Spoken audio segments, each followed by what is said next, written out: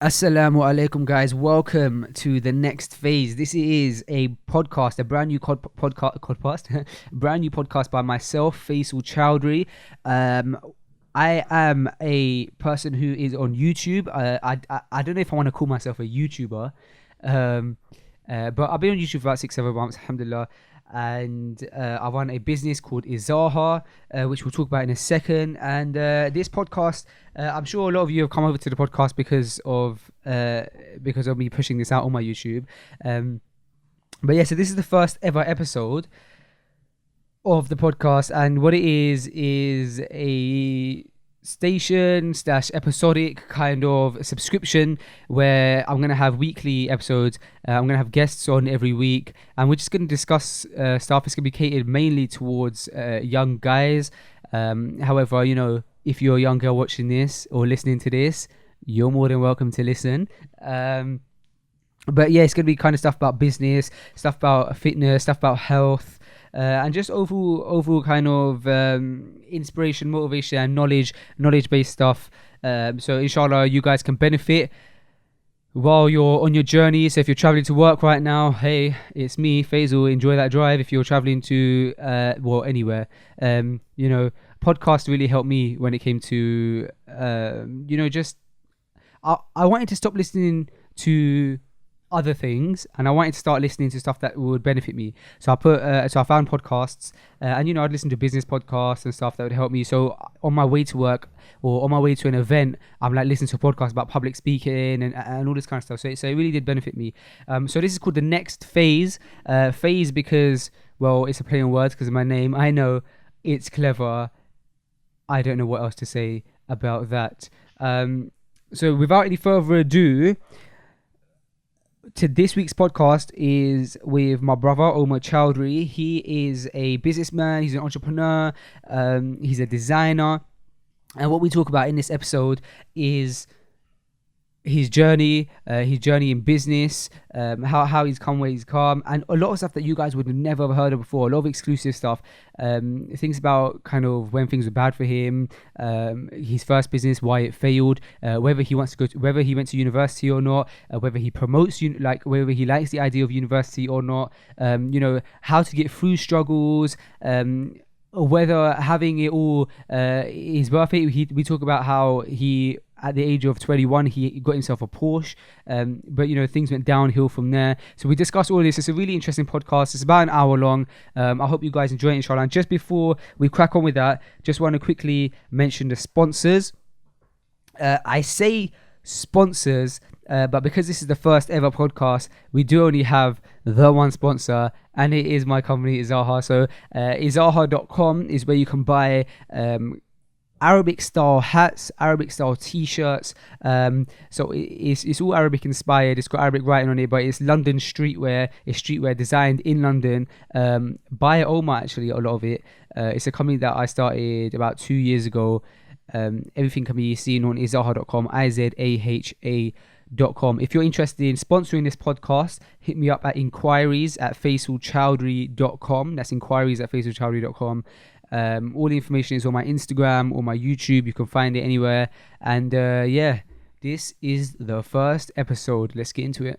Okay, we're live. Welcome, Omar, to your old bedroom. Man, this is funny, bro. Mashallah, bro. Do you like what I've done with the place? Sick. It's cool, man. I only clocked the shelf the other day on Instagram. Really? Yeah, that looks really nice, man. Basically, I've turned the bedroom into a studio. So I've got like soundproofing equipment all over the walls. Got a desk in the middle of the room, so there's no space to do anything. There's just about enough space to pray. No, but this is a prime example, man, of just making do with what you have, bro. Like, you've literally just taken space that you have and just worked with it, and ain't wasted no time, man. Yeah, man. We just moved out of our office like a week ago. Yeah. In fact, we still need to go back and finish off. You know, it's actually like 2 weeks ago, bro. We were supposed to paint it last week. Now it's the week after. It's been 2 weeks. That's crazy. I know. That is mad. But so listen, for the viewers that are listening, for the listeners that are listening, first of all, so this is the first episode of the next phase. Yeah. What do you think of the name? I love it, man. I love it. We kind of came up with it together. Yeah, no, it's good. It's good. That's perfectly. But I really wanted kind of I wanted you to be my first guest on it. The reason being because A lot of the stuff we do together anyway, and B, a lot of the listeners and the viewers of my YouTube channel stuff are interested in kind of yourself, and I thought so the best way to kind of start this off would be to do an episode together, even though you longed it out for so long. It's so long ago, but alhamdulillah, it works with Allah's timings. It was supposed to happen this time. Exactly. No, But for waiting, man. the kind of thing, the thing I wanted to get started with is what I get asked the most is, or what I get told the most is, Faisal, your brother is so inspiring. You know, I watch his snaps and like he's so motivational, etc., etc. But what does he do? So that's like the thing I get asked most. Like, what's your brother do? And bro, I'm not even joking yet. I get asked this so much by everyone. Like I've been asked it by like just general people, like people who have like come up to me and be like talk to me, and then after a while they're like, what did your brother do? Like I like his stuff. I've been asked about Omar Isa, you know, I've been asked about like so many people. So I guess this is just like your chance to clarify, well, what is it that you do? Just hover. Yeah, no, you know what's it's funny because there's so much that obviously goes around in terms of my stuff that I do with you, with Azaha, and all sorts of other stuff. So basically, on the surface of things, I'm actually a designer. So that's my main kind of skill. I design kind of apps and products. So like the interface of them. So anything you use on like your mobile phone, how it looks and feels, that's kind of what I do. So that's kind of the main thing. So I started out doing that. But then generally behind that, it's just a whole load of just kind of business experience and business skill that I try to apply to what I do. So being a designer is basically my skill and what I do mainly in my career. But then I apply, you know, the lessons I've learned through business and etc. to then try and see, okay, how can I leverage that into different elements of my brand? So yeah, that's where the Snapchat comes into it, the stuff on social media and everything. And I also have started recently just investing in ideas as well. So if I'm working on different apps and products, instead of just working on it, for instance, like a contractual basis, if I believe in the idea, I'll end up investing into it myself and helping launch a product. So basically, you're a designer. What you do is like your day to day, like your bread and butter is design. So you design products, you design mobile applications mainly. For small corporations, big corporations, brands. You've done stuff for like big brands out there that are like well known. You've done stuff for little people. Little people. No, I mean a little brands. Like a little brands, like in comparison to big brands. And then what you're doing is you're trying to be like an all round entrepreneur. So yes, like okay, my base is design, but I want to kind of level it out to entrepreneurship in general. Is what you're saying? Yeah, no, I think. Even I stumbled into design now just even by accident, because I think generally having a certain the concept of having a mindset, which you hear a lot, is I think is generally important. Like if you develop a certain mindset, which you obviously understand because we've grown up together, but the thing is our culture, and when I say culture, I'm saying maybe specifically Asian culture because that's what I know, but then generally in like let's say an education system, you're not taught to have that kind of mindset. So that's what's like growing up, I've never known that's the way you're supposed to be, like to think outside the box and think of different things, because you're not encouraged. You're grown up to live life in a linear way. You do this up to this age, this up to this age, this up to this age, and get a job, and then you do that until you retire. You know, it's such a one-line thing. But what you have to understand is those systems have been put in place for a reason, to actually help guide people on a certain path. But nothing saying that you can fall off that path and do your own thing. So I think as soon as I kind of grasped that concept, which was probably when I was like 15, 16, that hold on a second, if I do something myself and I have something that I can sell for, and I get it at a certain price and sell it and make more money, that's business, that's profit. So then I started that concept alone when we started doing t-shirts back in college and stuff. Yeah. That then obviously you just start applying. I'm still doing now. T-shirts back I did t-shirts back in college and I'm still doing it. But what's really it's true though, because what's really interesting. Give me 2 seconds. I'm always conscious that. What I find really interesting is that can you just speak? Let me do a mic test quick. Yo. Cool.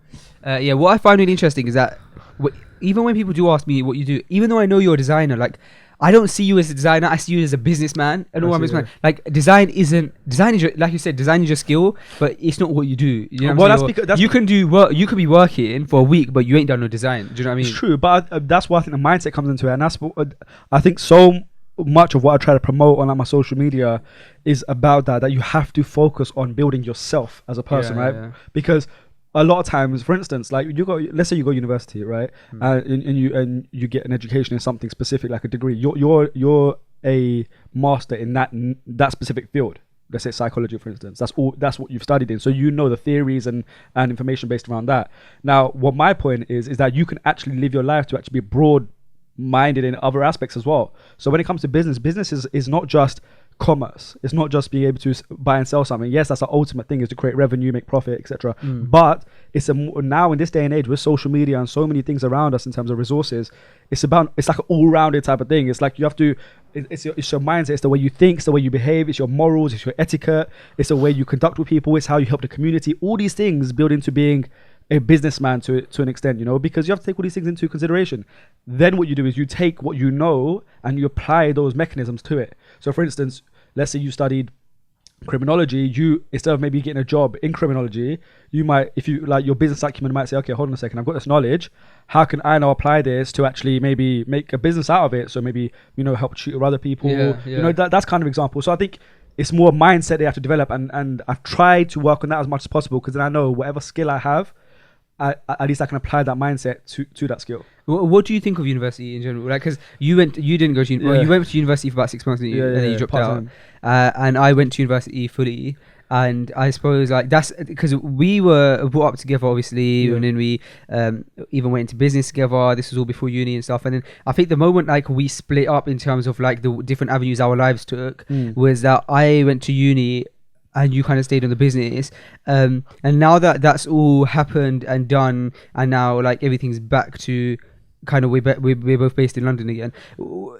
What's your kind of analysis on like whether uni is good or not good? Bro, this is the funniest thing, because I was speaking to a guy literally like last week about this thing. He was someone who just jumped up on my Snapchat, a supporter. So I went to meet him, and we were speaking about the exact thing. We spoke for ages about it, and it's crazy because my thought process on it is something that can be controversial in terms of like some people's way of thinking, but I think generally there's like a logical view on it.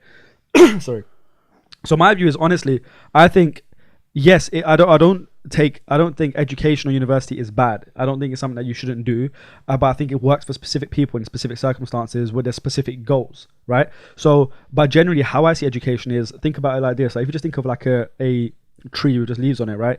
We are brought up to know that a tree grows in a certain way, branches go a certain way, and you're going to grow on those branches, and that's how your life's going to go. It's a specific path they're going to take, but you're not taught that one day you might ripen and fall off the tree. You know what I mean? Then you got to survive. Like you're not taught that element of it. So that's one example that I really try to think of as much as possible, and then I just statistically, like when it clicked to me, I was like, hold on a second, like I'm one of maybe 100,000 people that are going to go university and take this degree. Now, if I come out of university with this degree, what's setting me apart? I'm just a statistic to a company. I'm just a number.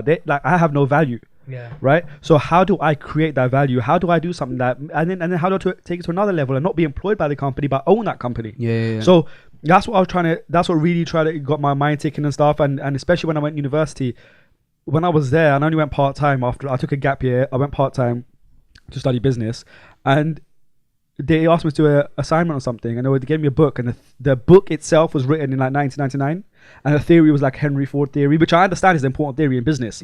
But they teach that in all degrees, man. I know, but my assignment was based on it, so they wanted me to do. I literally wrote looking at the paper, and I was like, how can I be expected to run a business today in 2012, 2013, without by standards that are set in 99? You know what I mean? Like, how am I supposed to do that? So they should be teaching me about social media, marketing, disrupting industries, all these kind of things that you don't get to learn in a business degree or maybe a straight structure. Now, also the reason is, if you really want to get deep, we know these systems are being put in place for reasons that don't necessarily care about us, right? So let's, if you get a bit deeper, for instance, when we're born into this world, we're just like a number. You're born into this world. To the government, or to people around you, you're just a number. You're just a statistic. They don't necessarily care about who you are, who you're going to grow up to be, right? So first of all, we know that just because the stuff we see in politics, just the stuff we see in politics shows us that we're not cared for like that because of the stuff that happens around us, right? So that's just like a given. Then think about this. Then there's a system being put in place that says to you, okay, you go to nursery up to this age, you go to school up to this age, you go to college to this age, and then you get apprenticeships, university, whatever. Yes, there's support along the way, but this is the route you're supposed to take, and then you get a job. And that's highly promoted because, first of all, that's a business in itself, right? So people going to university, paying fees, schools getting fees for students, all that kind of stuff, textbooks, you know, those companies that make textbooks, the companies that make the stuff that goes in the school, this is all a business, right? It's a business in itself. So now when they have people, every single person that's born into the world, think of it like it's just customer for them, right? So if they're going deep, that's all it is. So you're going along that kind of chain and being followed along this path. So you need to break out essentially, right? Because you got to go uni and pay like what, 9,000 a year. Yeah, I mean, as someone who went to uni, I'm in full agreement. Make sure the mic, the front of the mic is always like, you know, because Okay, the cool. side you like. Yeah, I got you.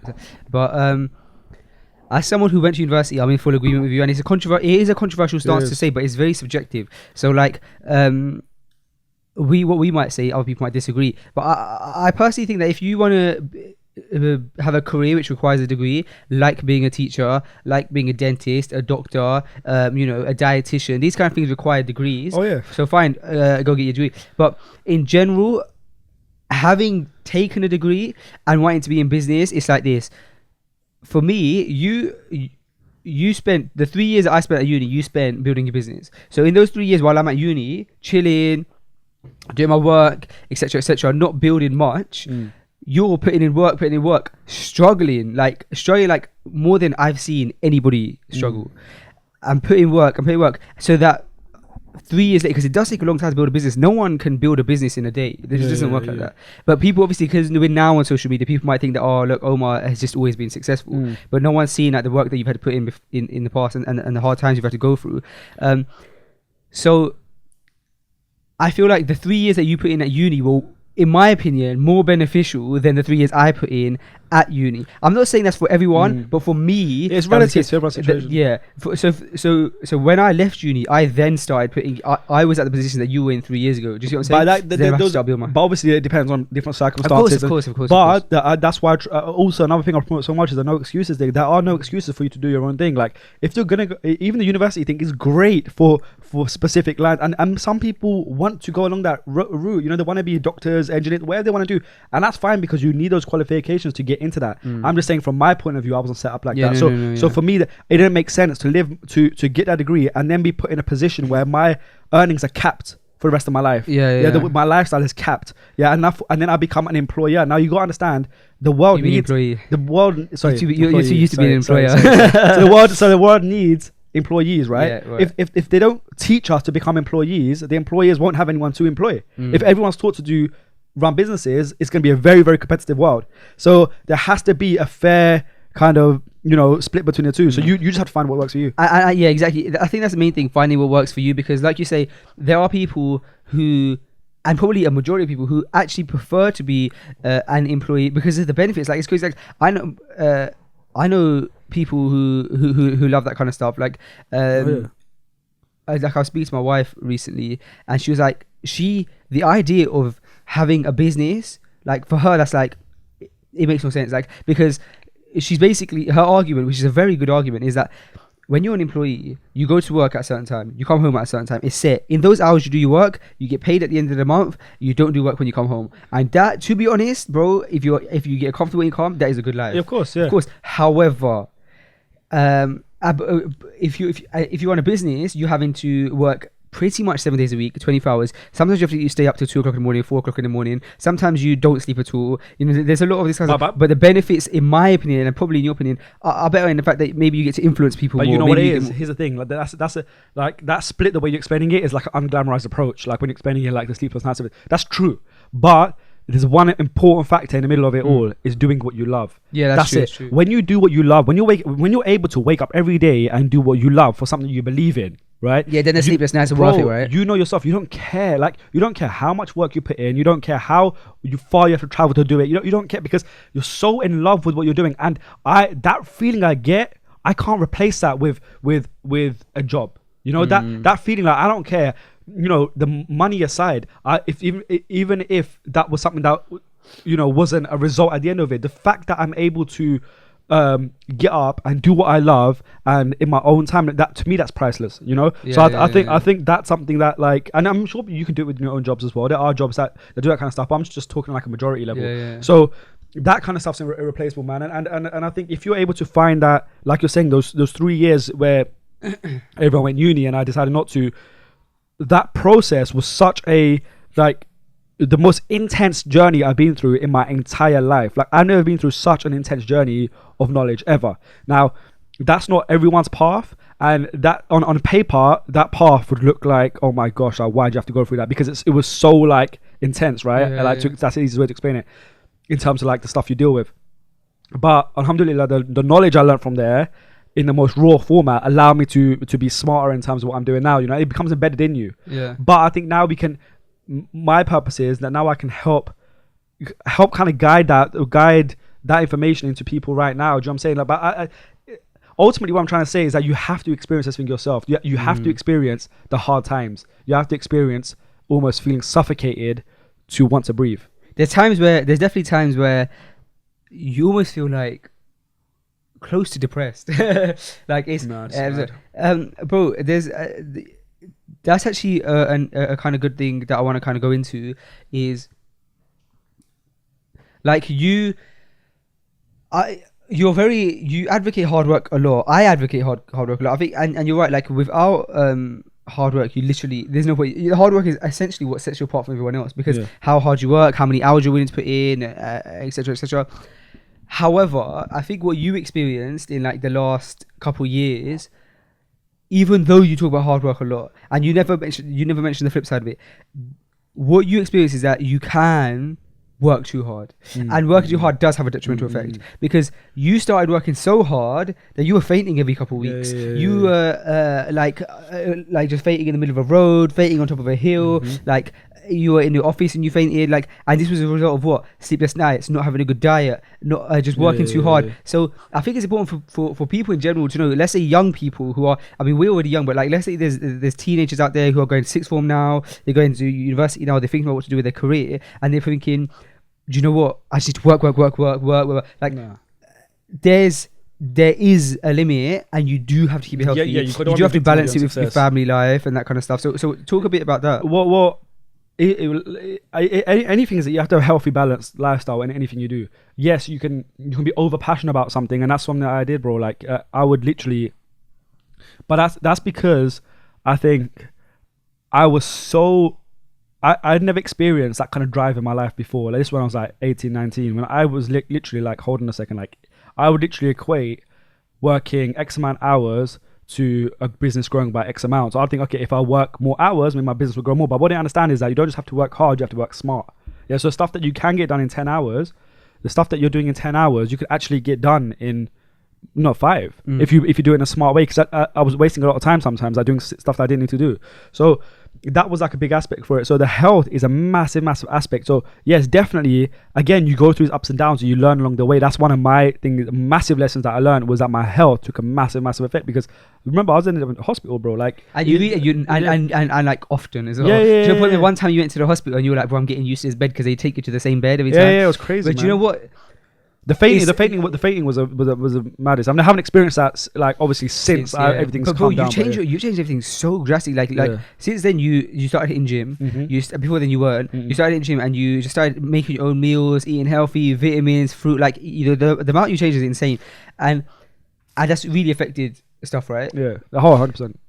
So I think kind of the best way to explain it is that, I suppose, it's a mix between, you do have to work hard. So it's weird, because you have to find the right, I'd say you have to find the right balance, but you don't. You have to work a bit harder to find the right balance. But you just can't work so hard. But you have to work hard on the right things. That you have to understand that your diet is part of your work. Your training is part of your work. And family time. Part of your work. The moral is that it's a mix between working hard and working smart. Yeah. You have to work hard and work smart. And the other thing that it did is that you can't let work. Yes, you can. You know, if you're working late, your family has to somewhat understand that you're working hard. So, like, if there's times where, like, there's a dinner that everyone's been called to, and you say, do you know what, I can't make it because I've got these meetings, etc. It's fine. Your family will understand, and when your family starts seeing your grind and your results, they'll start, like, leaning off you. However, when you started working so hard, you would essentially you'd even miss loads of family events and stuff. Like, your life became work. Even though now life is your work, you probably spend more time with your family now than more than ever. Yeah. Even though you work 24/7, you spend more time with your family more than ever. You have good family relationships, alhamdulillah, and like you attend all family occasions, weddings. Back then, you were stressing, you're struggling, everything. You weren't healthy, and like you just thought, work. I have to work everywhere, so you wouldn't even go to family events and stuff like that. So it's important to keep that balance. My perception of success was distorted. So imagine as soon as I went to college, bro, and the environment I was in, the success was in front of my eyes was played out as being money equals success. Yeah, that's it. There was nothing else in between. There was no concept of having to have faith, for instance. No aspect of the importance of family and morals. There was none of that, bro. It was straight. Make money, be rich, and have nice. You know what I'm saying? Like literally, and I'm just being honest. That's what when I was 18 was put into my life. So imagine those influences growing up around that for the next 4 years, and that's all you know, bro. I would like friends would leave my life. Do you know what I'm saying? I would like family would not speak to me. There's so many things, and I pushed everyone away. But at that time, because you're going through that adolescent kind of age, you build this horrible kind of ego and pride around it, where you're like, you know what? Like they don't get it. They're the ones that don't understand what I'm trying to do. Like I'm trying to give everyone a better life. Like you really get into that zone, but you're like, hold on a second. Like everyone would trade the hard work you're doing just to have 5 minutes of your time, and they would be more than happy just for that. They don't want like the house you're trying to build for everyone. That's something nice to have, but they'd rather have your love and the memories you can't replace. So that's and I think it really had to go like intense for me to realize that. Hold on a second, slow down, like. Just breathe, and you were the one, the main people. Like there was a conversation that we had in the car. Remember? I remember that conversation. Like this was like 2014. This only, do you know what the crazy thing is, bro? This was 2 years ago. Like imagine that, like how much has changed in 2 years. Alhamdulillah, bro. That was 2 years ago, and you literally sat me down in the car and was like, bro, what you're doing isn't healthy. Yeah, bro. And I remember even in my mind, I was like, this guy doesn't get it. Like my brain was just like, he doesn't get it, and just blocking out. My brain was so. Remember, I used to explain to you, my brain was like this. Yeah. So imagine constantly your brain being like this, like just tied down, like to the point where there's just for the listeners, he's like.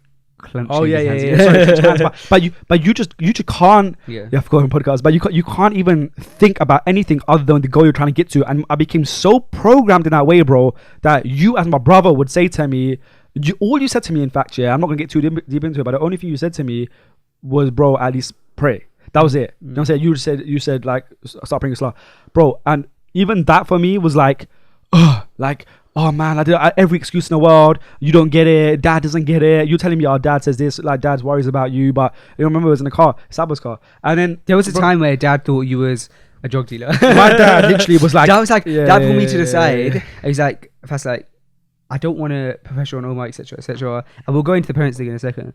But he was like, I just want to know that Omar's safe. Like, I want to know what's happening. Like, sometimes I think like, is he doing something dodgy? And I was like, Dad, listen, one thing I can reassure you is, man, ain't doing nothing dodgy. Like, no, because you know what it was. It was because imagine that the lifestyle that was portrayed, for instance, in terms of what I was doing and what was going on around me, where I was, the people I was with, and everything was portrayed at a certain level. So even if sometimes, let's say, my bank balance was low, right? The lifestyle would have to be portrayed in a certain way, but that was because that whole ego pride thing, which I don't believe in now, but at the time it was like the whole appearance thing. So then obviously to my family we look a certain way, but inside I'm feeling a different way. So it's this whole thing, and it's all it was I wasn't being honest with myself, wasn't being honest with my family. Yes, my risk was halal, bro, like and the stuff I was doing there was nothing wrong in what I was doing. It was still media and creatives, but it was just the process of it. I was genuinely just not being true to the who I am inside and the person I'd grown up being, and my family that raised me. So that shake up after that conversation, and then obviously the events that happened after, was like, hold on a second, man. It really hits you that if you don't make a change yourself, man, like no one else can do it for you. It's true. Like you can't say let work take over your life like that. And you're right in the sense that what you were saying about kind of wait, I can't remember what you were just saying about the thing about dad, and then the parents. Oh yeah, the appearance thing, right? So the thing with that is that there's this like notion of you have to fake it till you make it, which I'm not going to completely deny. It's somewhat true. You can't, if you have a business, you can't like have let's say you have a brand, you sell, I don't know, for the sake of it, you sell boxes, yeah. Well, you sell hats. Let's just say you sell hats. You should see Faze's eyes looking around the room trying to find something. Lamps. Yeah. But no, let's say you do sell lamps, yeah. And it's been 2 weeks and you've only sold one lamp. you can't make it out like you've only sold a No, lamp. no, one I lamp. understand. So you do have to somewhat portray yourself like you're successful even when you're Yeah, not. but However, yeah. you're right. There's a difference in like when you literally don't have nothing, but you're like acting like you go. I'm not saying you did that, but I'm saying like there is a very big there's very big temptation as a business person, especially as a young business person, and these young business people that are listening that want to start businesses. There's temptation to be like, oh, I've started business, I've made it, show your family friends. It's okay to be humble. I recently put up a post on. I'm not saying this to like try and sound humble and stuff, but I put up a post on my Instagram where I was like, I can't wait for the time where like I look back at times now when I'm packaging boxes in my mum's living room to Joe when I made it, inshallah. And people are shocked, like, because often you want to portray like a thing that you're not. Do you know what I mean? So which is a good thing to do, bro, because it is good, yeah. Sorry, now you continue. Well, the thing I was going to say to you is, you go first. Go on. No, what I want to touch on is that even then, this only in the space of like 6 years, right? So back in like 2011, 2012, this is only when social media was upcoming. Instagram launched in 2010, but didn't become popular till about a couple years later. Twitter would just become popular. Facebook, everyone's kind of dying off anyway. So, and YouTube era had just kind of started, the blogging stuff, which only got popular in the last year and a half or 2 years. So imagine that social media hadn't really taken off then. So there was no one that I could relate to in terms of my generation, my age, like people doing the kind of stuff I'm doing, or even running other businesses that I could relate to and understand the realness behind it and what they go through. There's no relatability. All I had was the small circle around me who were, by the way, older than me, about 10 years, right? Who had lived different lives in different generations. They were like growing up in like the 70s, 80s. So their whole mindset is different.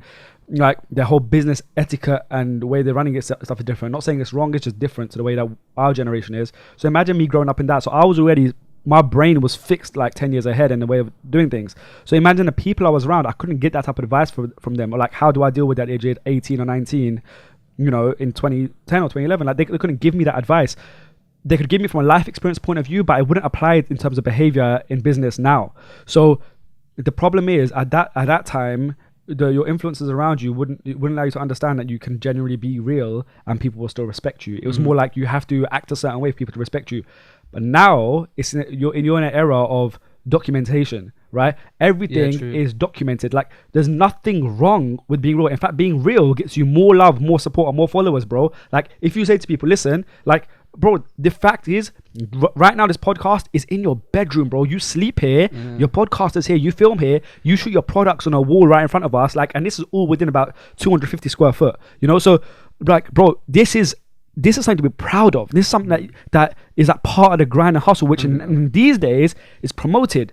You know what I'm saying? So I understand that now, but if this was 2011 me, like it would be like, just like shooting a podcast or like certain angles and stuff. But nah, man, this is real. But this is what in our generation now, like my peers and everyone that I can like promote to on like social media is like, that's important, man. Just be real about what you're doing. Don't be scared to be yourself. Yeah, and another kind of temptation that occurs with like especially the youth or new business people is this notion of dunya, like in the sense that like cars and you want to portray all, or like you have all this good stuff. And I suppose a really good thing, wow, you're going to break my mic there.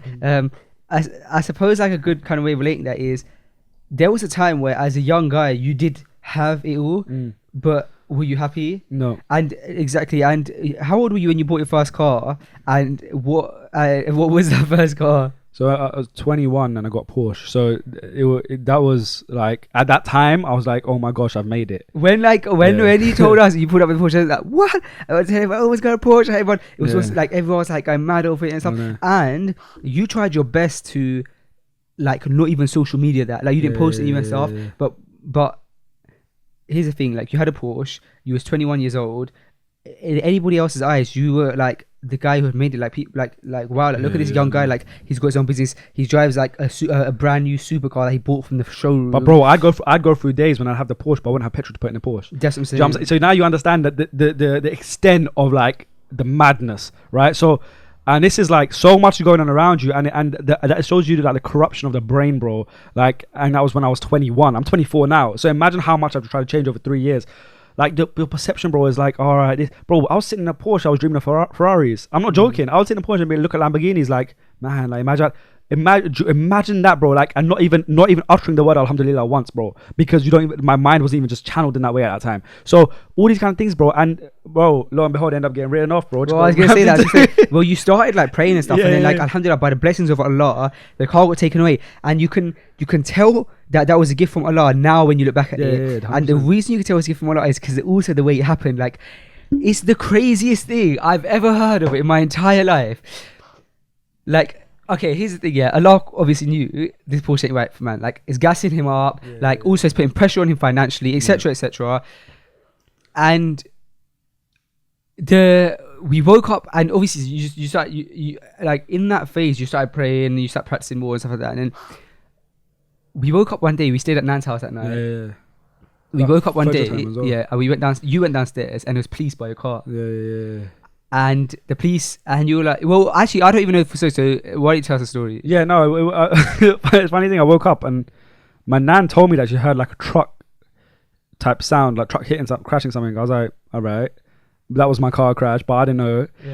Just because it was like early hours in the morning. So I went downstairs. The car was parked, Yeah, it was parked. And the funniest thing is I drove into my nan's house, and my uncles would always say to me, listen, when you go to nan's house, make sure you park in the garage or where the cars are parked. Like, is this a proper area where you can park safely? And I drove past that night, and I could still clearly remember myself looking to the left and looking for a parking spot and seeing there was one free. I just couldn't be bothered to put my indicator on and go park it. Like, legit, that was it.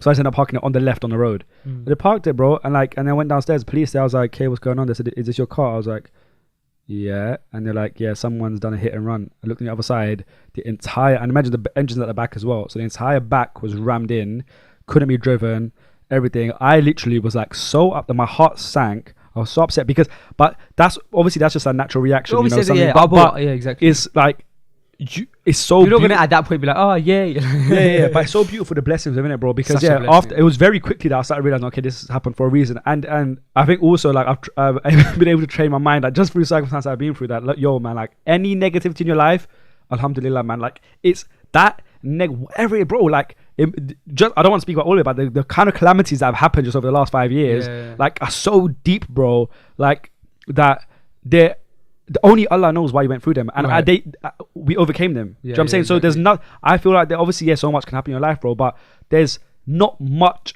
else that deep that can happen that would really throw you off. You know, like it's like that, and the only thing got us through was I close to Allah, man. Exactly. And it's crazy because like the thing with the car getting written off is the reason it's so mad is because it's what. You were safe. Do you know what I mean? Like it was completely out of your power. Like they still don't know if you did it. Your car was parked. It got hit. It got hit like a tiny bit at the back, but it got written off. Like, you know, alhamdulillah, you were safe and you were in the car and stuff like that. So and the funniest, and that's the funniest thing. Yeah, everything just got like sorted out. Boom, insurance companies had it. Like everything just boom sorted. Like, do you know what I'm saying? It's almost like chapter written off. Like, literally, that's it. Exactly, man. And then you kind of so let's like kind of move on with the story. So. You didn't go. You drop out of uni at the age of 17. Like after a couple of months, you carry on with your business. Your business is doing well. You know, you got nice things, you got money, but then sometimes you're struggling. You have no money, etc., etc. You get Porsche. Things looking good. Porsche goes. You start practicing a bit more. Now you're back to square one. So you're like 21, 22 years old. You're back to square one, and you basically have to rebuild your entire life from scratch because you don't know what you're going to do. Put it this way, it was literally like running my own company for 4 years, literally every single day of my life, and then one day waking up and you're not running it no more. So what did you do?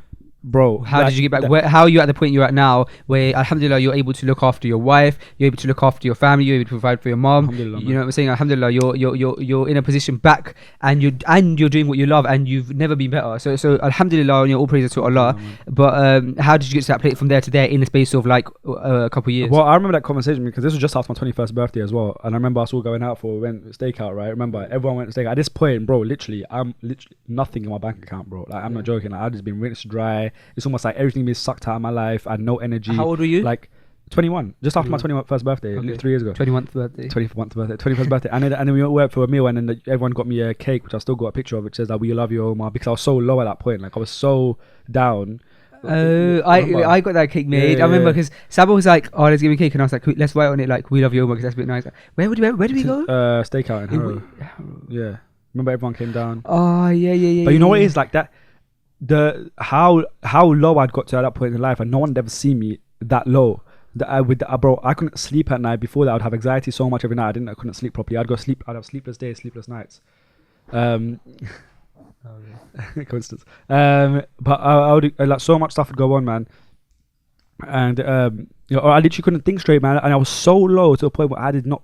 Literally, I could be secluded in a box and I'd be happy. Like that's how. Imagine the state of my brain. And I think, like, honestly, looking back in it, that was state of depression. So and that can break anybody. Oh yeah. It literally got me to a breaking point, bro. So. And because of like, bro, like our own family experience, I remember our own little sister being like, she was like crying, bro. Like even in stakeout, like we went outside, I went to Cash Point, I saw her outside, she was crying, and then she was crying. And I went to give her a hug, and she was like, "I can't see you like this." And just, I was so weak, I couldn't even console her. Like, what was I supposed to say to her? I couldn't say anything to her. It's like because I was going through it, so I was like, "Oh, don't worry about it, everything will be right." Like now, the me now would slap that person and be like, "Yo, get in shape," because I'm you so. have to go for that, like yeah. Bro, you even it's something you're saying, like, you know, you have to go through so much pressure to come out in the other side. I'm not saying this is the journey for everyone, because there are people probably that like are able to, I don't know, get success straight away, but essentially like there seems to be a common pattern that you have to almost get to a breaking point to come out the other side. Like it really is like the common analogy that coal has to be put under so much pressure to become a diamond. Oh yeah. But it starts off at coal. Yeah. And then it has to go through insane amount of pressure. And so it really is that. But come back to like the whole like re-up thing, man. That was that point was like a turning point. That was like, hold on a second. I remember coming back home and speaking to everyone in the living room and just like it was the first kind of little bit of confidence I had. I sat with everyone. I just immediately like brothers, sisters, and mum and everyone. I was like, listen, don't worry. Like I'm gonna get through this and everything. Like I'm gonna figure it out, bro. And after that, literally, man, this is like, and I see this as a start of my journey, because for me, this was the last 2 years have been 3 years, alhamdulillah, been the most beautiful time of my life, bro. Going through that kind of journey, man. Because then I literally had to figure out, okay, first of all, my design skills weren't how they are now. So my design skills were still good, but they were like kind of basic. Yeah. So that was one side. So I was like, okay, that's the only skill I have. Yeah. Then I was thinking about, okay, should I develop apps? Should I do this? Should I do that? Should I get a job? Job. My own, like our uncles and stuff would take me for dinner and say, "Oh man, you need to go back to uni. You need to go back to uni, like university. That's the only thing." Like this is advice they'd give me, and I'd be like, yeah. But in the back of my mind, I'd be like, no way. Yeah. And then, bro, this is where like let's talk of the parents thing, because it entwines with it. Like, bro, and imagine like we've grown up. Our parents can be separated, so my dad hasn't lived with us since we were like 9, 10 years old. So that relationship has always been like on and off growing up, because going through an adolescent stage without your father is always like a bit tricky. So at that stage, bro, imagine I can't be more humble than at the point where I was. There's no reason for me to have any pride, any ego, or nothing. Yeah, so this is the point where you started helping me pray again, remember? Okay. So Fast would literally lead Jamaat, I'd pray behind him, and I'd start getting into the routine of Salah. So this is where it all started. And then my dad said, hey, listen, I've got a basement my dad has a shop in Southall, so he said, I've got a basement there. There's desks there, come in there and you start working from there. He wanted us to work there because he kind of wanted to keep a close eye on us as well. Like he was worried. That's what it was, man. And at that point I was like, yo, man, like, and my dad, he literally saved everything, man. He was like, I'll come down. So we went downstairs. That's what we set up. So that's where the whole journey kind of began. I would sit there with my laptop and I'd figure out, okay, now how do I design and make a life out of this? And then I was like, how much can I charge for this stuff? Because I know what an agency can charge, like with staff and with the team and with people behind it, like project managers and all sorts. But I was like, how can I, as an independent guy, make good money out of this, which I didn't understand. So then I just sat there and I was like, okay, I now need to start doing things that are different. So what the kind of thing that this is like, the kind of take aspect I look at with a lot of things now is like, how do you do things within a specific, depending on a time frame, when things are happening, when things are apt in the world, how do you take a spin on it, right? So at this point, Apple had just announced Apple Watch. Okay. This was like in 2012, I think. 2014. Is that when you did the Spotify thing? Yeah, okay. That was the first thing. So Apple had just announced the Apple Watch. And I was like, hold on a second. I was watching a keynote at the office. And I was like, what if I was able to screenshot every important screen of that keynote, trace the design element and create a kit, that other designers could use to create Apple Watch apps. But Apple won't actually release the official design kit for a while because they've just announced it tonight. And this was American timing. So imagine it's like 7 p.m. here 6-7 p.m. here, it's like midday in like San Francisco. So I worked the entire night to create a UI kit. I then bought a domain, which was Apple Watch. UI for the people listening is user interface. Yeah, user interface. Sorry, it's like a design kit. So I call it Apple Watch PSD.com. Yeah. So basically, it's like in layman's terms, it's a template of the Apple Watch, so that people can like create. So people could design their own Apple Watch apps using your template. So it makes it easy for them. So they know the dimensions. That's what I did. So I created that overnight. I put that online, and I sold that for $10, and that just sold. Because everyone wanted to buy it at that point. So just sold. That got me a little bit of pocket money, which was great. That's I realizing, wow, this is actually pretty cool. And then I created a concept for a Spotify Apple Watch. Yeah, so if Spotify were to do an app on Apple Watch, so I was the first designer, I think, in the world, because it was so quick. I hadn't seen any others at the time, who had released the concept for the Apple Watch, which went straight to number one in like the portfolio charts. Yeah, that was crazy. That kind of stuff put my profile out, and then like a week later, I started getting phone calls and emails from people who had seen my work. And I was like, what the hell's going on? And I remember these guys got in touch with me to say, hey, we want to meet up with you because we like your work. We're working on this new financial platform. Actually, no, that's a lie. It wasn't that. Let me take it back. What happened is there was a place in London called Google Campus. Google Campus is like a free place in London, in East London, which is created for people to be able to go and just work. Yeah. And network. Yeah, network. So I would just start going there because I was like, that's the only place I knew to go just to get my mind busy. So when I didn't want to go to my dad's basement, sounds so bad. I'm in there. I don't want to go. Come to my basement. No, I don't want to go to the basement. So I used to go to Google instead. So then I literally went there with my best friend once, and I was going to the toilet and have a notice board in Google Campus. Who's your best friend? Oh, sorry, it's Kevin. Oh. Yeah, and they have this notice board. On the notice board, it has like job postings, right? So I was walking past, and my eye just turned towards one, which a big letter said "designer needed." And I was like, hold on a second, and had an email address on there. Before I went toilet, I went back to my laptop, stood up, and I wrote an email saying, "Hey Jonathan, I just seen your advert in Google Campus. You know, I'm a designer. This is a link to my work." I sent it. The email, I went toilet. I came back, I had an email back. Because Kev told me, oh, you got an email. Because I imagine I really get emails then, bro. Like, so one email was like, I got it. So now it's like, bro, sure? it's not just my phone levels now. But yeah, at the time, alhamdulillah, man, like I was like, what the hell is this? And I literally, it must be spam. Bro, it must be spam. And this guy was like, yeah, we look for a designer. We want to put you in touch with our CTO, or Chief Technical Officer, to have a chat with you. I was like, yeah, cool. I had a chat with this guy the next day. Boom, boom, boom. He was like, yeah, cool. I love what you do. This, that, the other. I'm going to refer you to the CEO. I had a meeting with the CEO a few days later after that, sat with them, and now imagine I've never been in a pitch by myself. I've never been anywhere as a designer by myself. I've never even had a business meeting by myself. I knew nothing. I had the most ragged, raggiest like clothes, bro, at the time, just like a shirt and trousers that like I don't even know, like just I'm exaggerating, bro. Like my clothes, my swag level was on zero. Like I never used to have no clothes because I used to be working every day. So I just went to the meeting, which was in like bank, so it's like in the city, sitting with these guys who are in suits who are running a financial company, sitting in front of them with a proposal that I just done overnight. So I guessed what a proposal should look like. I had a bit of knowledge from the company, and I put that together. I sat in front of them. So I sat in front of them, and I just threw a number. I literally guessed a number that I was going to charge them for. I was like, let me just try it. Like, I think it was like eight grand or something. So I literally said, this is my first contract I'm doing. Let me just see if I can get away with just trying to, because I've got nothing to lose. Yeah, if I don't get a contract, cool, like it's fine. And even that day, no exaggeration, mum had to give me £20 for the day for me to be able to get the oyster to London and be able to have lunch. Mum gave me that 20 quid. Yeah. So I went there, had a meeting. The guys were like, all right, cool, whatever, like sounds good. We'll get in touch. So I was like, all right, you know what, these guys aren't going to get in touch. I went back to the office. Next day, Sabo was with me, my sister, and I got a phone call from these guys. Literally called me. I was like, Omar, we loved your pitch. Yeah, but not even no negotiations. We're happy to accept the proposal. So imagine these guys just accepted like an $8.5 grand proposal. I started crying. Literally, me and Sabo sitting there. She was crying because imagine what you see me go through for the last 3 months, bro. And all of a sudden, I was like, how on that created the fire in my belly? And then I was like, hold on a second, let me just stop. Now, if like I can do that, potential I have.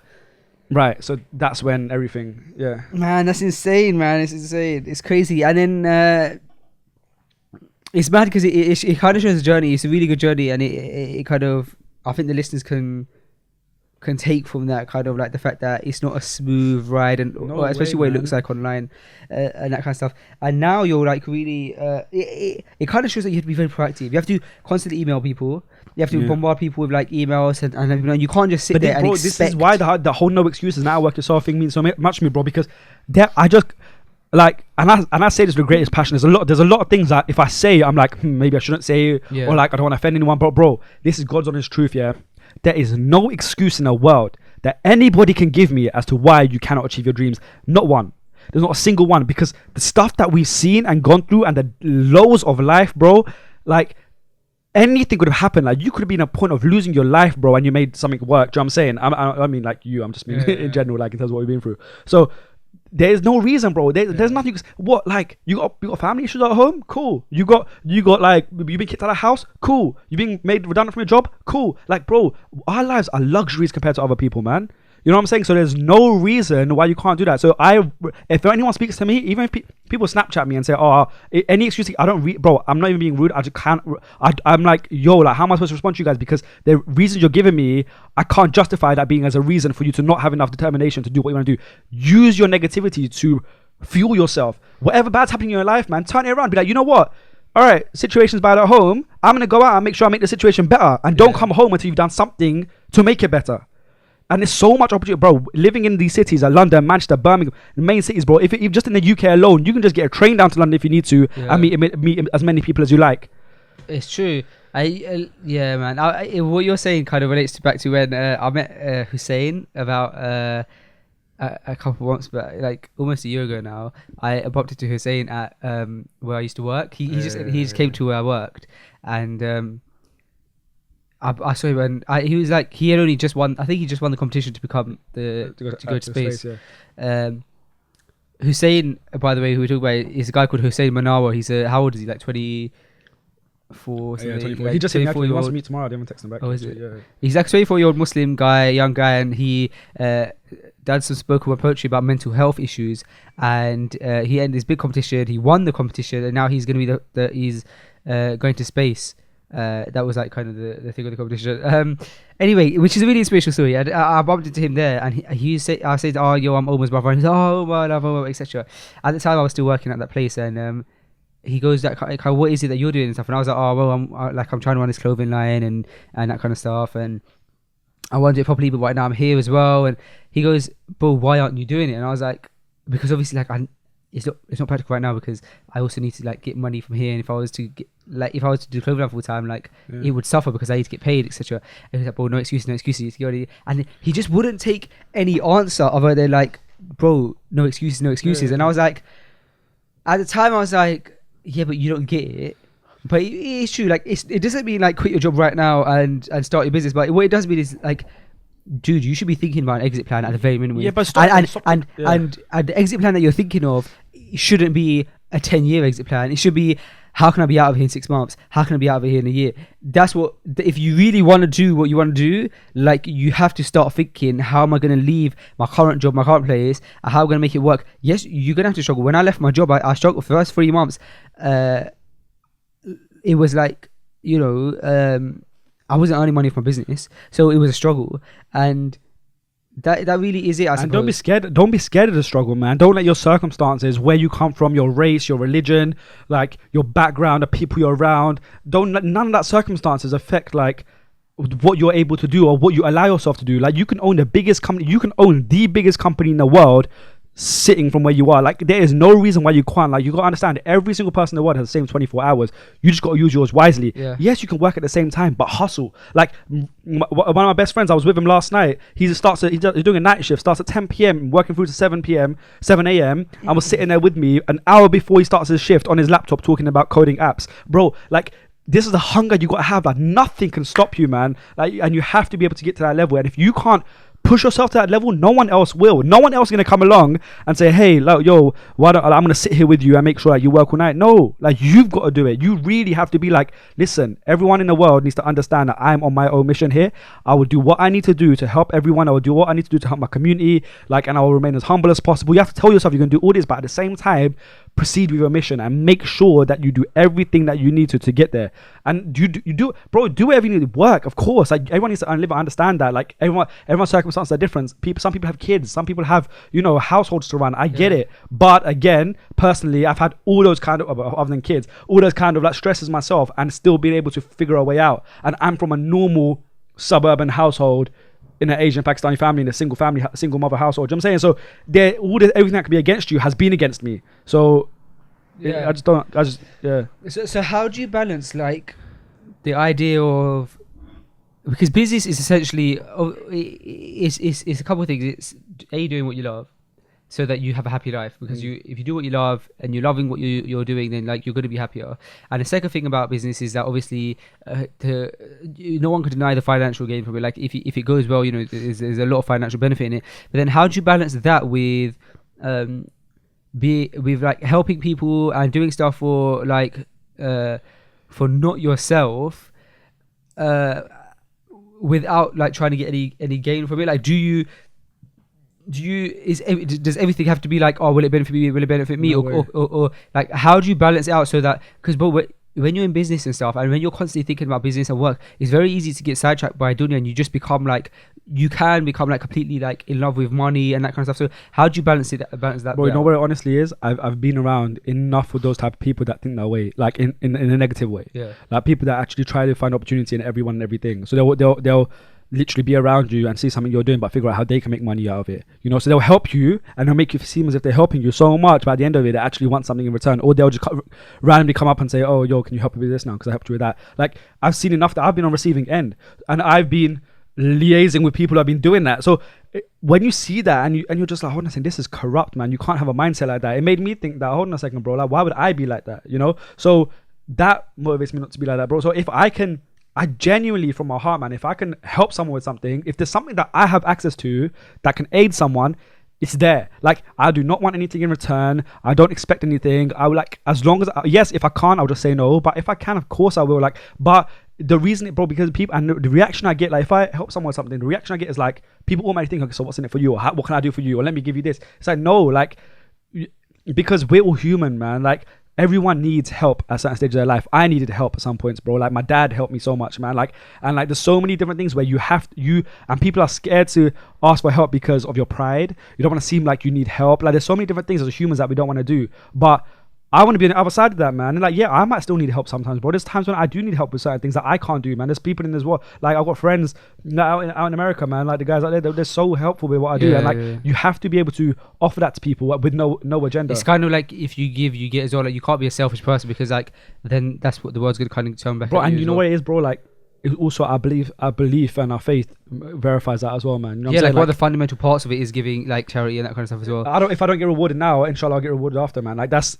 I try to have that mindset about it. Inshallah, man. And what you were saying about it, kind of the importance of the people that you're around is insane, because that's promoted in science. In science, you get told, like, by these people who have studied it, that, you know, you're the average of the 5 people you spend most time with, or you know, you are who you spend time with, and that kind of stuff. And even in Islam, we get told that you are you take the religion of your friends, or you it is so recommended. It's so kind of important in the Sunnah to like be careful who you take as friends, and as companions. The companionship is very important. So have you noticed that, like, because you there's like a common pattern that you can see, that like the successful people are only like friends with successful people, that kind of stuff.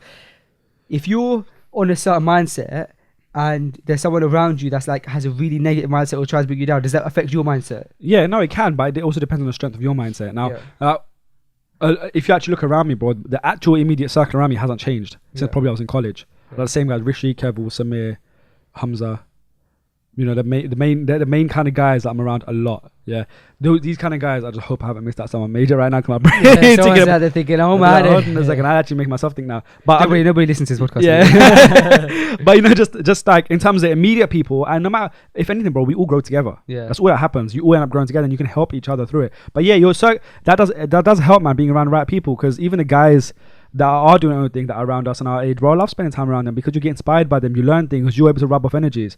So I think that's really important, man. So yeah, you have to. But negativity is like, if there is someone like that around you, like, if there's something bad, if you know someone's got a good heart and they mean well, but their circumstances have just made them in a certain way where they look at everything negatively, bro, yes, it's your duty to try and help them and see things in a better way, and to actually encourage them. You shouldn't just neglect them and be like, all right, cool, whatever. Like, you are that way.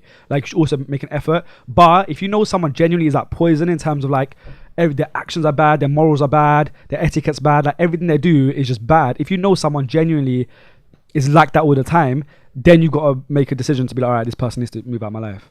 Yeah, you can't be like shy of doing that. But I get so many emails of people, man, that I oh, you know, this person's doing this person doing that, and I've known them for this long, and how do like you gotta keep it. I suppose like if you get too, it sounds weird coming from myself because I'm so like heavy on social media. Like I'm so heavy on social media. I weigh a lot. And I was in like I'm so active on social media, like yourself. But it's really weird because even though I'm so active on social media, I think it's so important to like have a private life and like stay private and don't get like zoned in on other people's opinions and stuff. Otherwise, that stuff kills you, man. And it's really weird because because I'm so active on social media, and because of how I know the way I come across social media is like, oh, I'm such a people person, and I'm so like that. But a lot of times I don't consider myself a people person at all. Like I consider myself very antisocial, and stuff like that. But like I feel like I need that to balance it out sometimes.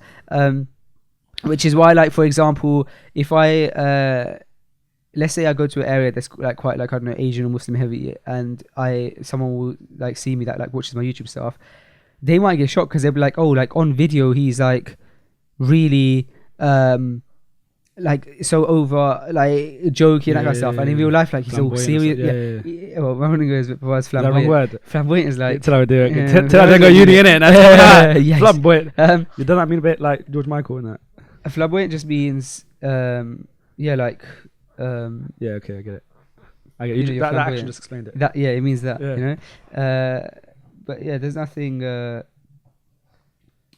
What I was gonna say anyway is that because I'm like so jokey and that kind of stuff on video, and some people see me with outfit, like it could be passed as arrogance, like, oh, why is he so fake on video? And it's not that I'm fake on video, but it's that when I'm on video, I'll only feel myself when I'm like in a good mood or feeling jokey and that kind of stuff. I won't feel myself if I'm not.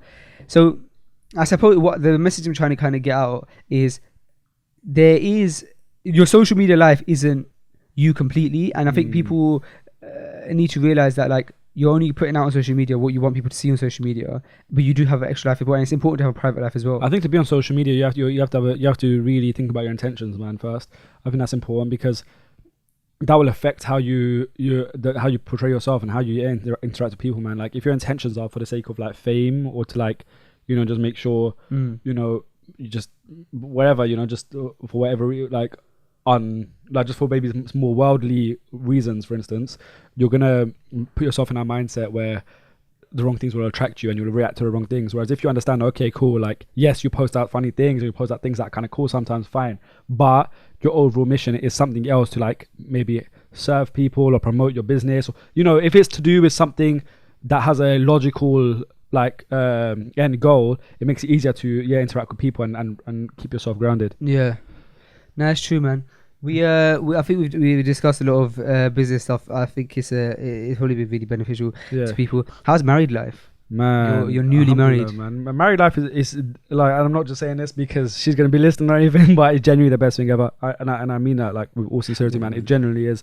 It's the funny thing is, before you get married, like you hear so many, the typical things, and people are like, the honeymoon phase, like that. People, bro, I obviously I'm still in the first 2 months of marriage, but obviously I've known her long enough to understand her as a character as well, so I don't think it's like just a timely thing. So, but it's generally, man, it's the best thing. It focuses you more, like it's giving me more drive, man, and just in terms of like my career and stuff, it gives you more drive, it gives you more passion, motivation, bro. And you have support, like that's the most important thing. What do you think about marrying young? There's like, and the notion of marrying young, would you like obviously we both married young, so you can't be against it, but I mean like some people don't know if they want to get married at this age and that kind of stuff. It depends. It's hot.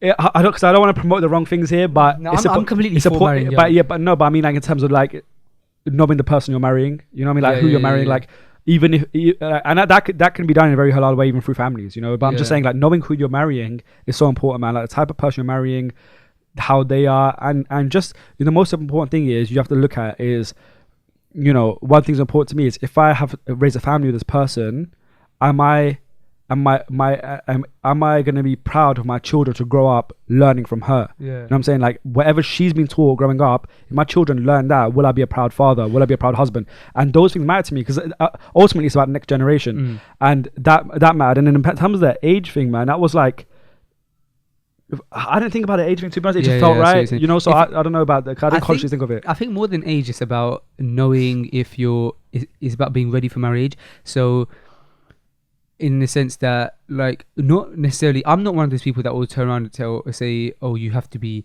like earning this much, or you have to have a job before you marry, like a secure job. I don't think that's the case. Personally, I think that that stuff like kind of just gets in the way.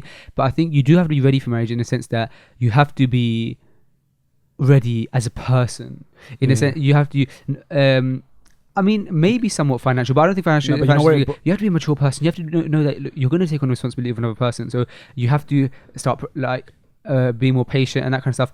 Otherwise, and I think this is what happened in my case, is that if you're not like a more patient person, or you're not more easygoing person, marriage will quickly kick that into you anyway. So like you have to. You changed a lot, man. Mashallah. It's better that you learn to be that person before marriage, because when marriage pushes that into you, you don't want to go through that transition while married. I mean, you're learning on the job, then, innit? You're learning on the job, man, and like you're gonna make more mistakes and that kind of stuff. But yeah, I think like in terms of marriage, it's very important to think like, can I practice patience? Can I like keep my temper low? Can I, when it's time to not speak, can I not speak and keep my mouth closed? Am I going to be? Can I be responsible for another person, not financially, but can I be responsible for another person's emotions? Because this person is going to start confiding in you in everything. So like I have to be able to handle that. I have to be able to like keep it together somewhat and not be immature. So I think when you get to that level, I think it's like, yeah, you're ready for marriage. Yeah. In terms of like age, I do think it is important somewhat to get. I would be for marrying, like, not when I say young, I mean like around. Yeah, but I agree with it as well.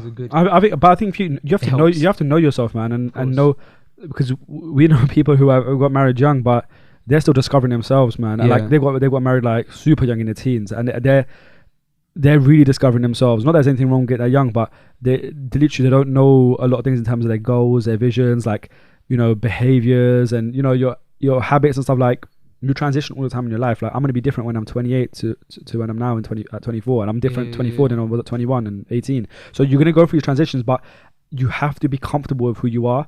You have to be comfortable knowing that, okay, and because marriage is one of the things, you can't go into marriage. You have to go into marriage with no pride, no ego, no level of like mind games for sure. Yeah, like, no mind games. Like mind games is a very like immature kind of like stage in a relationship, and like if you're marrying someone, like you have to throw mind games and stuff out the window. You have to be direct with each other. You can't be like, oh, she ain't texted me in like a couple hours, like, oh, this or that. Like, yeah, it's definitely, marriage is 100% a mature thing, and lead by example, man. Like think about it.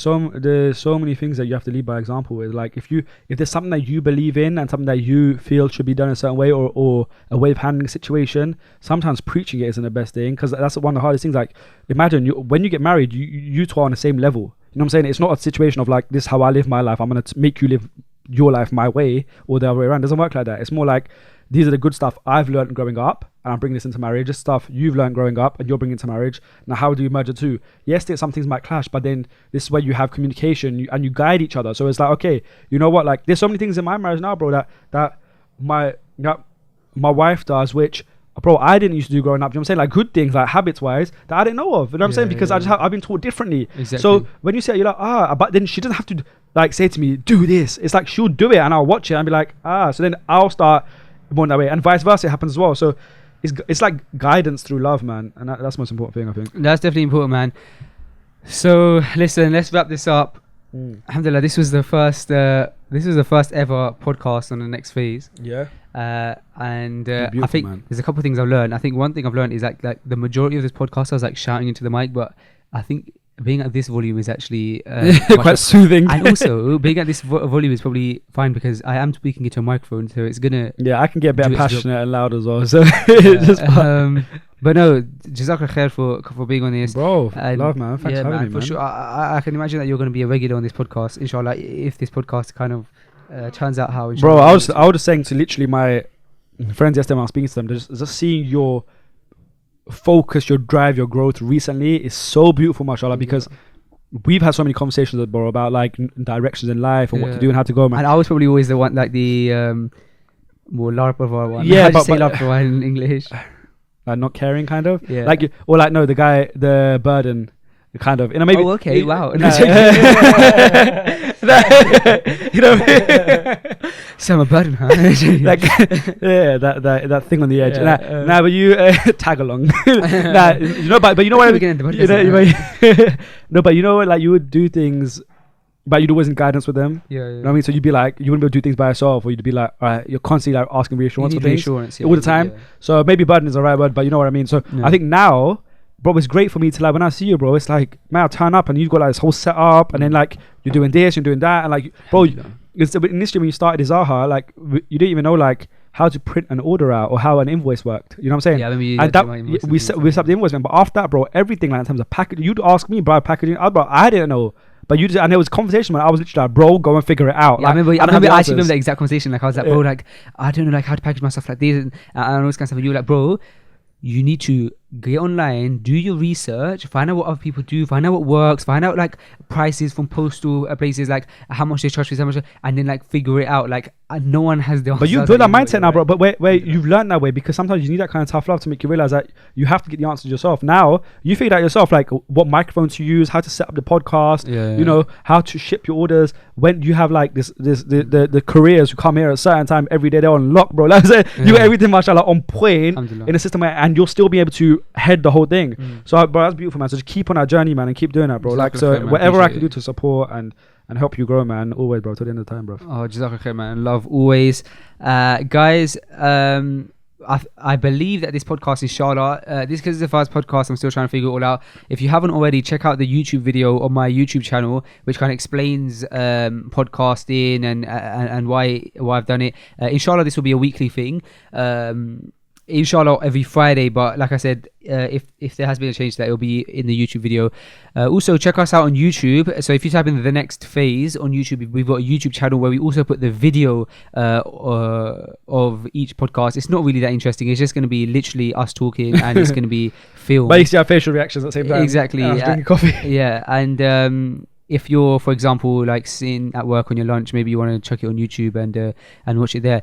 Thank you very much again for watching. Thank you to our sponsors for sponsoring the podcast. If you do want to sponsor the podcast, hit me up on my email, which is inquiries@fazelchoudhry.com. All the information is on the YouTube as well, and on the Instagram. And we look forward to seeing you soon. Assalamu alaikum wa rahmatullahi wa barakatuh. Assalamu alaikum wa rahmatullahi wa barakatuh.